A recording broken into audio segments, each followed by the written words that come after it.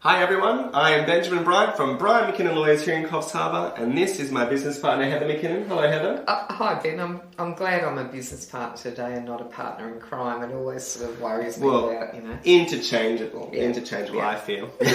Well, we're gracing you with our presence on your device this morning because we're here to talk about episode 39 of our little podcast program, The Family Matters Show.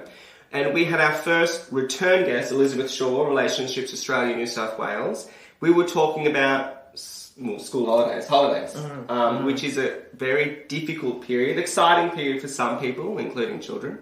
Perhaps not so exciting though for parents and separated parents. So it's a really tough topic, and that's why we decided to get an expert in the field. Elizabeth gave some great advice, Heather. I think her wisdom is something that we can use infinitely on our podcast program. Just the way that she can identify people's feelings and what might be going on, and why people do the things that they do or ask for the things that they ask for at Christmas, and what even the things that they don't do or perhaps what they're not asking for at Christmas. I think it was really powerful, and I think people will get a lot out of it. Absolutely, and I think she gave this really good checklist about really, are you doing this for yourself or are you doing it for the kids? And if you identify with any of the things that she's saying are probably not good behaviour, it will help you then address those things. I think fantastic show for everybody. And I think it was, really importantly, making child-focused arrangements, not what's fair. And also parents getting a degree of insight into what's going on and understanding that there's grief cycles and that everyone's on the cycle at different stages. We know that there's normally one person that's been that initiates separation, has been thinking about it for some time, and the other person's playing catch-up. And then, of course, we have the children grieving the loss of the intact family unit and getting used to a new family unit. There's a lot of things going on. I think Elizabeth was fantastic in identifying all the different layers and complexities that could be happening. And of course, Heather, we talked about how we can try and help parents negotiate the parenting arrangements over the school holiday periods.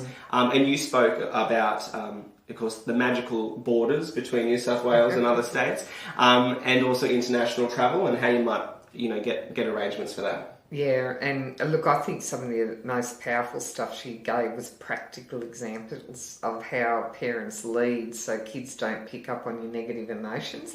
She gives some really practical things, because a lot of psychologists tell us that's what parents have to do, but she actually stepped through some absolutely brilliant practical suggestions about how you get kids to understand transitions and change. Yeah, and get kids to understand. That was so important. And she even spoke about getting children involved in the decision. And obviously it's fair, each family to decide, each parent has to decide, but getting children involved in the decision, perhaps if they're a bit older, about what they want in the school holiday period and what it actually means to them, rather than assuming what we think it means to them, or getting an idea of fairness on top of them. They might want to spend time with the other parent. Yeah, I thought that was the best bit when she talked about adolescents ditching the parents for their friends. I wish more separated parents understood that ditching happens whether you're intact or not. Our teenagers want to be with their mates, not their oldies. That's right. And then finally she touched base on the one piece of advice that she said parents need to focus on is self-care. And I guess coming to terms that your adolescent will ditch you over Christmas regardless, and that's normal behaviour.